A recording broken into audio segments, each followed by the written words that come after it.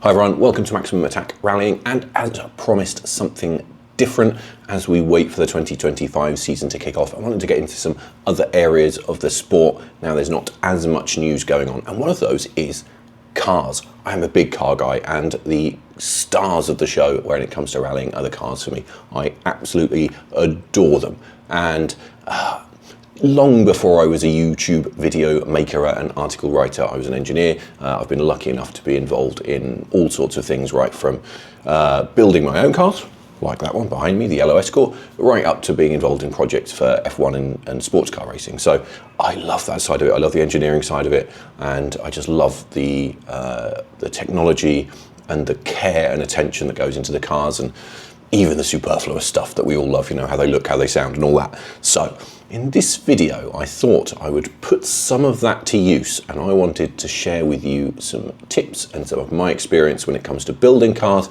and share five tips on how to make your rally car build better. Okay, so starting at number 5, pick the right car. That sounds stupid, doesn't it? But a lot of people don't think about this and end up getting caught out. I'm just going to give you a few things to think about just when you're choosing a car to make sure that you pick something that's going to make your life a little bit easier. The first question is, what do you like? Do you like front wheel drive? Do you like rear wheel drive? Do you like four wheel drive? You know, if you're building your first rally car and you've only ever driven front wheel drive cars, starting with a 300 horsepower rear wheel drive car that weighs 1,000 kilos is probably going to make life pretty tricky. It's going to be tough to get into, isn't it? Tough to get used to. So it might not be the best choice. Another big question is it easy to get parts for that car? You know, is there a wide range of rally parts already available? That makes life easier, doesn't it? If you have to have every single thing custom made, that's going to be a lot more work and a lot more expense. The other question is the car going to be competitive? You know, that isn't necessarily that important when you start out, but you also want to make life easier, don't you? If you start with something like a Renault Clio 172 or 182, you know, that's a relatively light car, relatively big engine, so it's going to be reasonably quick out of the box. Compare that to something like a 1.6 litre Mark 1 Ford Focus. That's quite a big car with quite a small engine. So if you build one of those, you know, you're going to be up against Peugeot 205s, Vauxhall or Opel Corsas, and you're going to be at an instant disadvantage. You also have to consider the type of event that you want to do. If you're just going to be doing single venue, airfield, circuit type events, you know, performance is going to be a bit more important, isn't it? And you can focus more on that. You know, if you're going into multi-venue, gravel, forest events, then you need something more durable, something with more suspension travel. So, you know, something like an MX-5 isn't going to be very good at that job, and you probably want to pick something that's a bit more suitable, don't you? So you have to think about this stuff. Finally, I just want to say, this is a really important one. Pick something that you like. You know, I know you have to be practical to some extent, as I said, but pick something you like. You're the one that's going to be building it. You're the one that's going to be crawling on the floor in the garage underneath it. So make sure it's something you like. You know, as I said at the top of this video, cool cars are kind of why we got into this sport. So pick a car that you are going to enjoy building, driving, looking at, buying parts for, all that stuff. That is really, really important. Okay, number 4. Use parts from other models. This is such a huge part of the grassroots of the sport. This is, you know, this is staple club rallying stuff. What you want to do is, and this partly goes back to choosing the right car, you know, you need to look at other cars from that manufacturer and see what parts you can steal to make your car go faster. You know, for example, can you fit a shorter final drive from the base model, which will help you accelerate a little bit quicker? You know, is there an inlet or an exhaust manifold that will fit from another model that's going to give you a bit more power? Are there a set of bigger brakes on a sports model or on a bigger model that can give you more stopping power on a budget? You know, using my old yellow RS2000 back there on a budget, I couldn't afford a sequential gearbox for that car, but I did lots and lots of research, and I found that I could fit the gearbox from a Ford Focus, and by doing that, it gave me the opportunity to then fit an M factory gear kit, and that gave me 90% of the benefits of a straight cut close ratio gearbox, but it cost, I don't know, 20% of the price. Other examples, you know, I used the front brakes from a Ford Focus RS, the wide arches from an Escort Cosworth. There's lots and lots of things you can do if you can steal parts from other models in the range that'll give you cheap, you know, basic upgrades without spending a fortune on custom aftermarket parts. I think the key thing to remember here is whatever car you start with, make sure you learn it inside out. You know what parts from other models in that range fit, because it could save you so much money when you come to modifying it. and that could be a real lifesaver. Number 3, move the gear lever. Now I know this sounds really random and rather specific, but it is a really nice trick that will really enhance the driving experience. Now if you've got a cable linkage, you should be able to do this. If your car has a rod type linkage, then you're out of luck, I'm afraid. So this is only for people who are using a car with a cable linkage. But usually those cars will have some slack in the cables that will allow you to move the gear lever a little bit. If necessary, you can always modify the point where the cables come through the bulkhead, but you should have a little bit of wriggle room here. Basically, all you need to do is either fit some spacers under the gear lever using some longer bolts, or if you're feeling more creative, you can make up an aluminium bracket to move the gear lever up and maybe across so it's a bit closer to you. And that will just give you a couple of things. You know, the technical advantage is that it reduces the time where your hand is moving between the steering wheel and the gear lever itself. So in theory, it does save you a bit of time. You know, as an amateur, you're not going to notice a massive difference from that. But what it does do is it just makes the driving experience feel that much more special. You know, you feel more connected to the car. If you've ever driven something where the gear lever is in a bad position, that Clio 172 I mentioned earlier, you will know that it just takes away from the experience a bit if you're having to reach for the gear lever.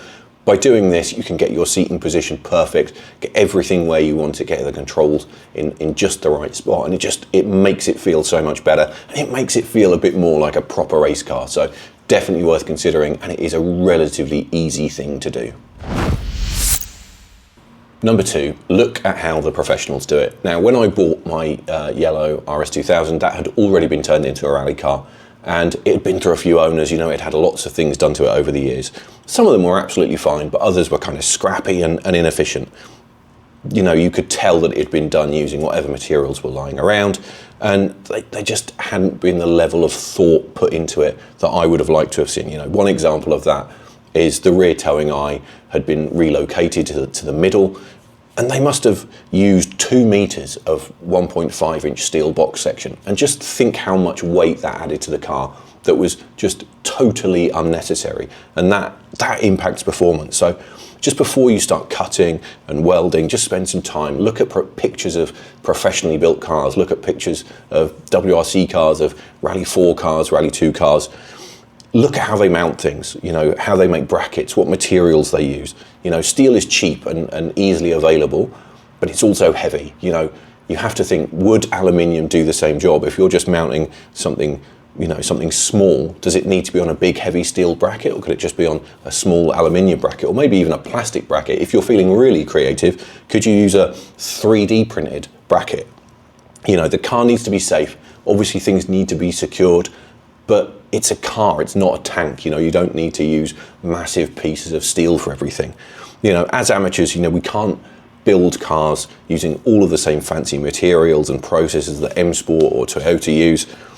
But there's still a lot that you can learn by looking at the way that those guys, and even, you know, professional rally preparation companies, are using to build cars. You should be able to find some inspiration there from what they're doing to help make your car better. And just remember, the key point is that you want to make things as simple and as light and as easy to work on as possible. That is what you're looking to achieve. Number 1 then, this is the big one, weight reduction. It blows my mind how many club rally cars I see that are carrying excess weight. This is literally free performance. The lighter you make your car, the better it will accelerate, the better it will brake, the better it will handle, the easier it will be on tires, on mechanical components. This is the biggest modifier, and it is quite often the cheapest modifier when it comes to building a rally car or a racing car. So pay attention. This is so important. And there are so many things that you can do here. I'm just going to run through a quick list of them, but there are an almost infinite number of ways that you can reduce weight from a car. So the first and most obvious is to just remove all the trim. Remove all of the plastic trim from the car, carpets, headlinings. Obviously you need to pay attention to the regulations if you're doing a specific championship, because they might have restrictions on what you can remove. But otherwise, get rid of it all. Get rid of as much as possible. Get rid of any superfluous brackets. You know, in a lot of cars where the rear seats are bolted in, you might have some brackets to support them. You can cut those out, drill out the spot welds and get rid of those. Remove all of the sound deadening material. You can even trim down the dashboard, get rid of the glove box part of the dash and things like that. You know, You might even be able to simplify some parts before you refit them. You know, for example, in my Escort, when I was messing with the steering column, it had brackets on there for holding on pieces of trim, for holding the lock barrel. I could cut all of that off and save a few grams. All of this stuff adds up. You know, you can remove foam from behind the bumpers if you're not fitting a fiberglass bonnet or tailgate. You can maybe cut some of the strengthening material from the underside of it. There are so many different things. As I said before as well in the previous one, if you're making up brackets and things, just be conscious of the materials you're using. You know, do you need steel or could you use aluminium? There are lots and lots of ways to save weight. And on that subject, this is a real bugbear of mine. Works teams do not use aluminium door cards. So why are you? Do not fit aluminium door cards. You're adding metal into the car unnecessarily. And quite often, I bet these are even heavier than the factory door cards. So, you know, why not use plastic sheet? I know it would be lovely if we could all use carbon fiber. I understand we can't do that, but there are lots and lots of places that you can buy thin plastic sheet that would do the same job as aluminium. It's just to cover the door. It doesn't need to be metal. One other thing I just want to touch on, if you're doing circuit-based tarmac rallies, do you need a 5mm thick aluminium fuel tank guard? Probably not. There are lots and lots of companies out there making fiberglass and Kevlar ones which are not that expensive, so you could consider that. Again, just as I said earlier on, consider the type of events you're doing because that will influence the modifications you make. You don't need a massively heavy fuel tank guard or sump guard on a car that's never going off-road, so just keep things like that in mind.